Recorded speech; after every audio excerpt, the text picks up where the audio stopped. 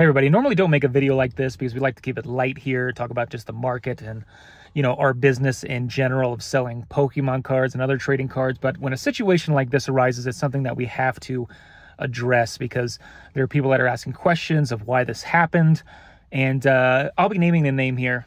This is not something that usually with something like this that happens, you know, you keep it in-house, you get rid of the person, you ban them, get rid of bids, and there's a whole lot of stuff that you have to do in the background, but usually keep it in-house because, you know, it could be an honest mistake. It could be malicious.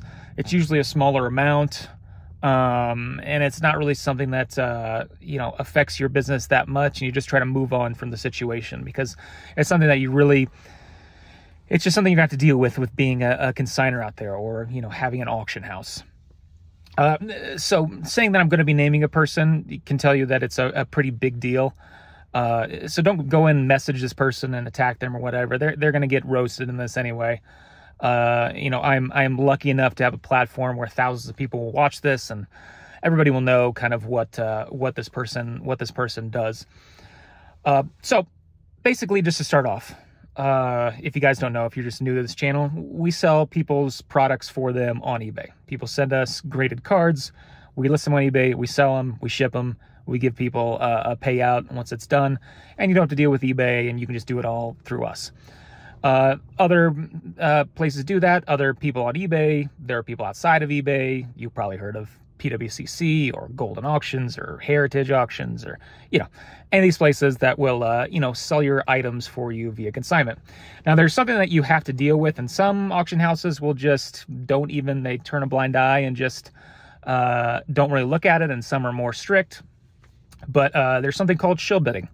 Now, if you guys don't know what shill bidding is basically, let's just give it another example of, hey, let's say you're selling a house and the house is $300,000, and so willing buyers, you have an open house one day and willing buyers come in and say, wow, we're really interested. And you, as the owner of the house, say, oh yeah, that's great, but there's somebody who's really interested and has already made a very competitive above asking price offer on this house. So, you know, if you want it, you're going to have to make a really competitive offer, which, you know, you're just lying and you don't actually have somebody's offer and you're just making it up. That's basically what a shill bid is in this situation for eBay. It's someone bidding on their own items to pump up the price so that, you know, there's another bidder in there to be able to make the price higher.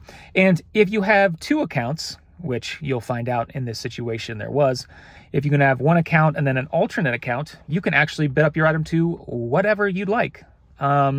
Let's say an item goes for usually $25,000 and you don't really feel like even at the lowest price, you don't want it to go below $20,000. Well, you just have two accounts. One bids $20,000, one bids $19,900, and the bid will jump up to $20,000. That's shill bidding, in the most extreme case, which is what happened in this situation. And you might be wondering, well, what's the point of that if, you know, they win it? Well, if they win it, they'll just cancel it or they'll just be blocked and they don't care because then they'll just move on and they'll probably ask for the item back and say that they didn't like where the price went or they didn't like that it was canceled and they need the money now, and they'll ask for the item back. And, you know, if you don't look too deep into it, you know, they just got away with that. So what happened in that situation is that, you know, got a message on Saturday from a person who I actually have known for, not known, but internet known for years, on a sealed video games collectors, what is it? Sealed, I don't know, it's called SAC. It's run by Get the Greg's Games. Wow. I can't talk right now. I'm trying to, everything I'm trying to process right here, try to get out the information correctly. But I had been, you know, I had known about him and talked to him for actually years on that Discord, probably since 2021. And he messaged and said, hey, I think this is a shill bid. I think this person actually bidding on their own item. And, you know, you get that occasionally from people. And actually, a majority of the time, that person just doesn't like that someone is bidding more than them. There is not a shill bid. That person pays for it. They have no relation to the consignor. And they just kind of want other people not to bid above them. But in this situation, you know, there was, what I'm talking about are two items. There was a Pokemon Silver A++, seal grade, a 9.8, which is the highest graded ever for that game, probably valued at between, I don't know, 15 to 20 something $1,000, as well as a Magikarp. That was a Shining Magikarp, Double Error, Neo Revelation, Hollow Bleed Error, Pop 1. So 2 of these items are very low pop. There's not many of them out there in the world. We actually showed them off on our Instagram, made posts about them, stories about them, made a reel about this. So I was promoting these big time to people, and there were a lot of eyeballs on them, a lot of bids. So I looked into it because, you know, this is a big item and it's something that we need to look into. So I clicked into the highest bidder, and lo and behold, the highest bidder showed on their actual information on their eBay page that contact them on Instagram, and their Instagram handle was Beta P Trainer.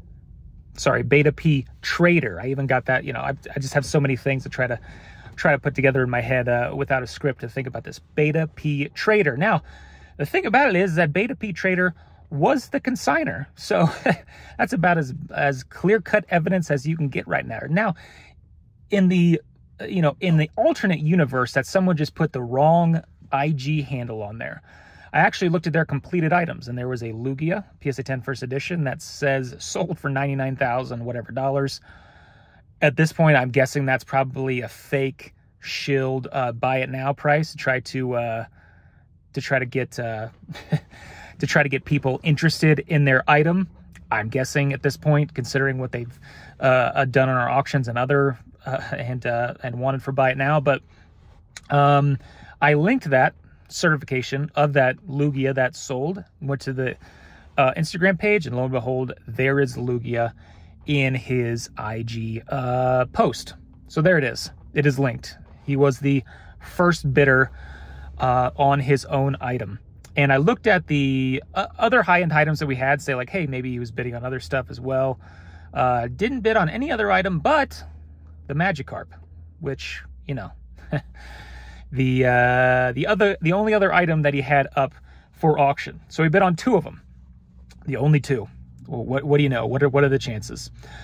So I messaged Beta P Trader and said, you can't do this. This is not something that's allowed. It's big. I'll put it on the screen right now. I haven't written a script. I'm throwing this off the wall.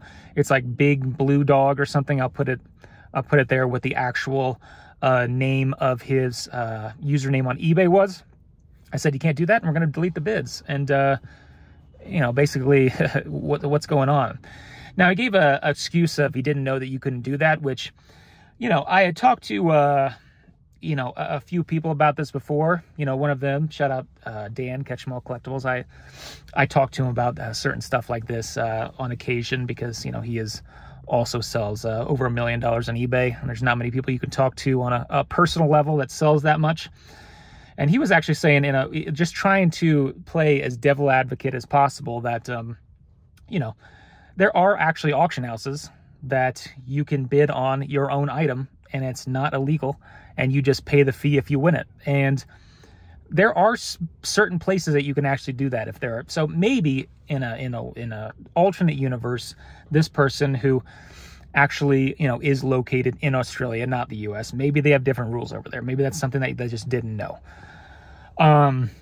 So I got rid of them and basically said, okay, got rid of them. I'll let you know when the fixed price stuff is up.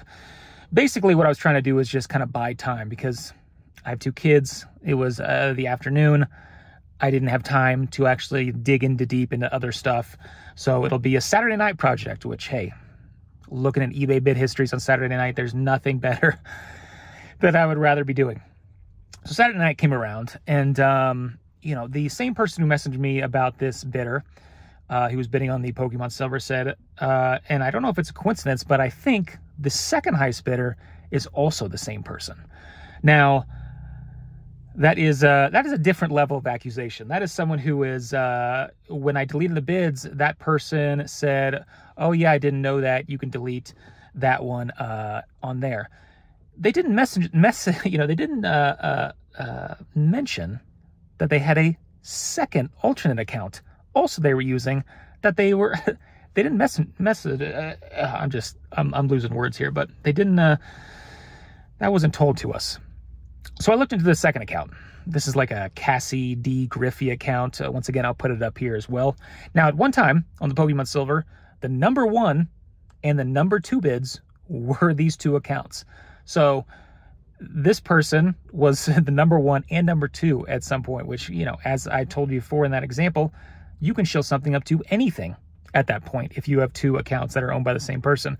You could have a card that's worth $1 and you could have that card show up as $1 million on eBay if one person bids $1 million and one person bids 999,000, right? Now that in that situation, that item will never get a third bidder to pay $1 million whatever and have it paid, but you can tell the implications. So I clicked on that profile and there was nothing listed, nothing completed in sold history. So there was kind of at a dead end there. Now, the account was also registered in Australia, which gave a red flag there, because while we do sell to a decent amount of Australians, what are the chances that the person bidding on this Pokemon Silver were both from Australia, and lo and behold, that second alternate account was also bidding on the Magikarp? Now, there are some people who will bid on both a Pokemon Silver, one of the highest graded, and a Shining Magikarp, but usually that's 2 different buying pools. Now, what are the chances that 2 people from Australia, the number 1 and number 2 bid, and also bid as number 1 and number 2 on the Magikarp were also the same people? Pretty slim. But I had to find some other connection there because it wasn't absolutely definitive. Now, the great thing about us selling almost 100,000 items on eBay, we're approaching that right now, where I believe they're like 97 or 98,000 items sold. Thank you to everybody who has sent in stuff for us to sell for you. There are a lot of buyers. We sell high-end, low-end. There are a lot of people that have bought from us on eBay. And the nice thing about eBay is they send you an email every single time somebody buys something from you. And you can just search on your Gmail or wherever it's sent that username. And if they have bought anything ever from you, it will show up in your Gmail. And I typed in that Cassie D. Griffey that had no sold history, no connection that I can find to this person except from being from Australia. And lo and behold, they had bought a single item from us. A Aquapolis Lugia with a little hollow swirl that sold for about $11,000 back in, I believe it was December of this year. And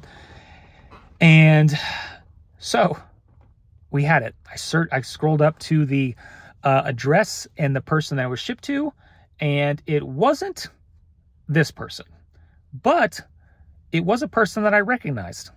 It was the person that actually shipped us the game and the card, because the person that shipped us the game and the card was a middleman. It was somebody in the actual US. So that person is actually, I won't name them because, once again, I've come to find out that they were innocent and not complicit in this. When I first started, I thought they were, because it was the middleman and the owner actually trying to bid against each other to try to jump up the price. But it matched up because that person that was on the email from actually shipping that Aquapolis Lugia from December was the same address on the package that shipped us the video game and the Magikarp, as well as other cards that are already shipped to the vault and fixed price, and we'll get into that later. And we're supposed to be listed this week, including that Neo Genesis Unlimited Lugia that we spoke about on Instagram. So this person has messaged me on Discord. I know because this person actually had messaged a week ago and said, "Did you get Beta's package?" I had sent it for him. As well as this person had linked to an Instagram that they had. Blue check mark and all has been to, is kind of known in the community. So it's kind of interesting that someone like that would ruin their entire reputation off helping someone who has literally hundreds of thousands of dollars in just Pokemon wealth to give them a few extra dollars. Didn't really make sense. But I had to investigate. So I messaged this person and said, "Hey, why are you bidding on the Pokemon Silver? Why are you bidding on the Magikarp? This is shill bidding. This is against policy. This is, depending on the state you're in, illegal to do." And I basically kind of laid it out to what's going on here. they responded and said they had no idea what I was talking about, which either is two things. One, they were playing dumb and they were extremely guilty. Or number two, they were completely innocent and they actually had no idea what I was talking about.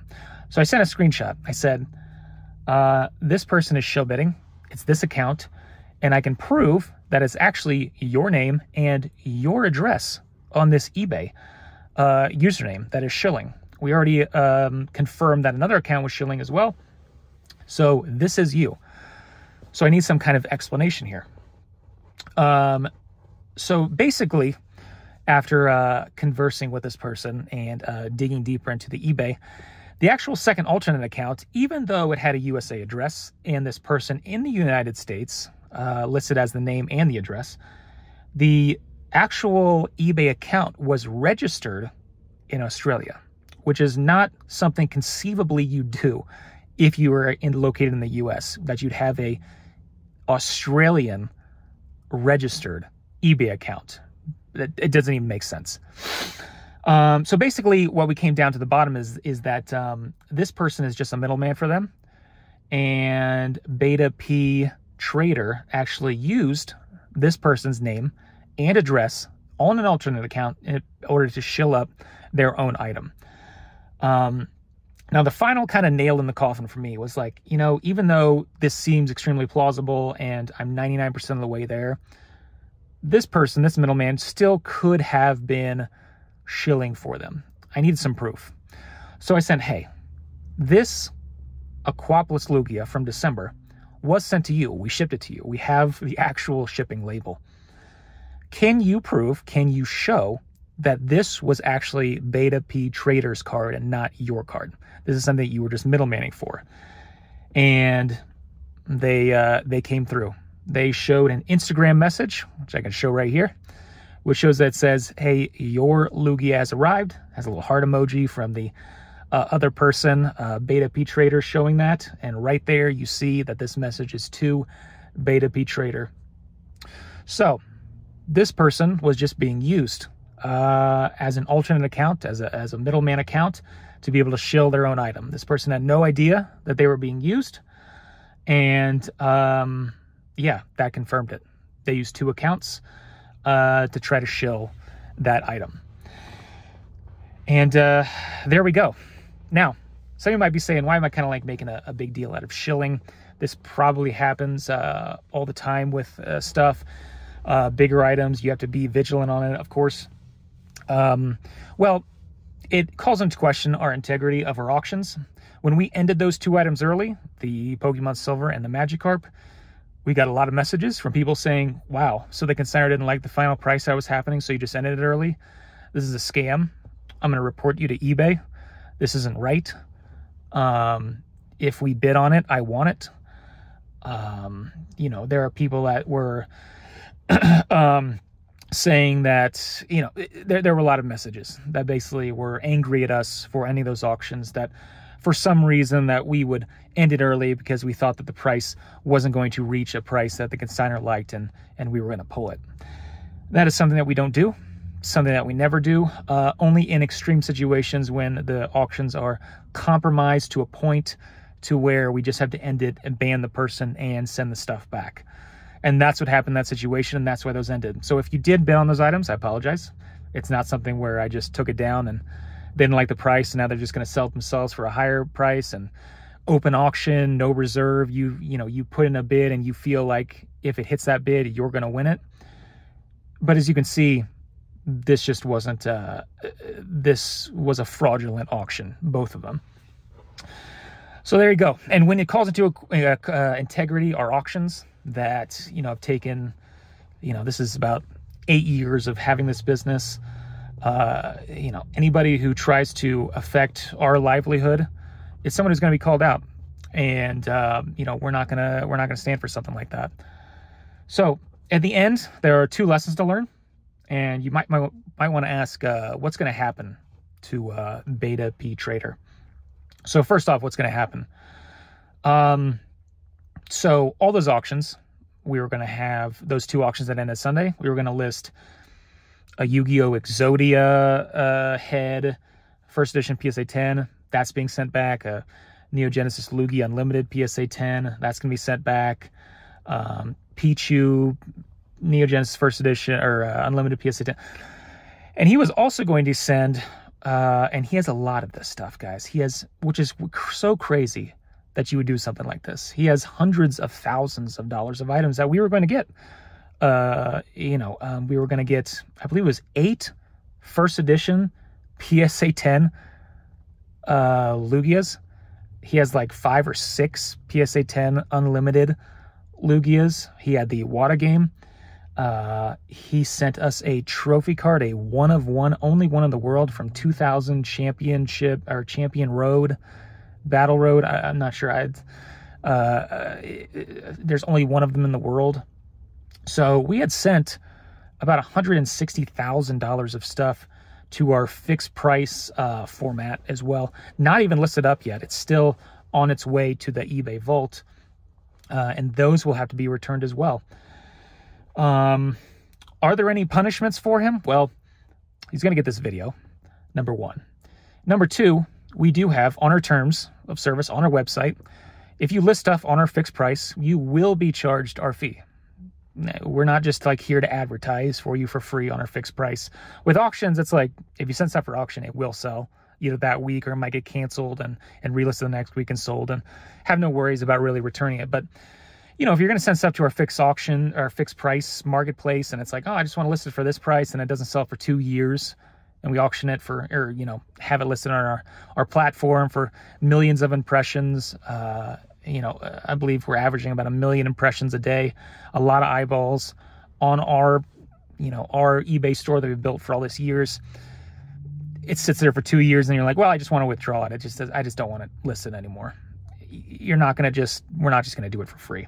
So on our terms of our website, we say we still will have our fee that will be charged to that. So for that, it's about 1% for items we listed over $10,000, and he had about $160,000 worth of stuff.